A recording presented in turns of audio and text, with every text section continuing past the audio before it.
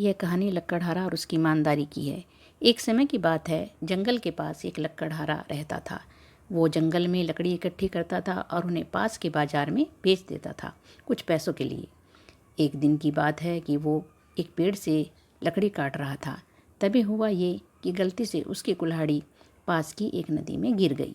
नदी बहुत ज़्यादा गहरी थी और वास्तव में तेज़ी से बह रही थी। उसने बहुत प्रयत्न किया अपनी कुल्हाड़ी को खोजने का, लेकिन उसे वहाँ नहीं मिली। अब उसे लगा कि उसने कुल्हाड़ी खो दी है। वहीं दुखी होकर वो नदी के किनारे बैठकर रोने लगा। उसके रोने की आवाज़ सुनकर नदी के भगवान उठे और उस लकड़हारे से पूछा कि क्या हुआ।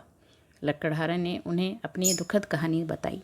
नदी के भगवान को उस लकड़हारे के ऊपर दया आ गई और वो उसकी मेहनत और सच्चाई देखकर उसकी मदद करने की पेशकश करने लगे।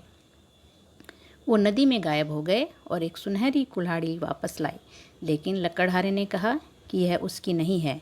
वो फिर से गायब हो गए और अब की बार वो चांदी की कुल्हाड़ी लेकर वापस आए, लेकिन इस बार भी लकड़हारे ने कहा कि ये कुल्हाड़ी भी उसकी नहीं है। अब नदी के भगवान पानी में फिर से गायब हो गए और अब की बार वो एक लोहे की कुल्हाड़ी के साथ वापस आ गए। लोहे की कुल्हाड़ी देखकर लकड़हारा मुस्कुराया और कहा कि हाँ, यही उसकी कुल्हाड़ी है। नदी के भगवान ने लकड़हारे की ईमानदारी से प्रभावित होकर उसे सोने और चांदी की दोनों कुल्हाड़ियाँ भेंट में दे दी।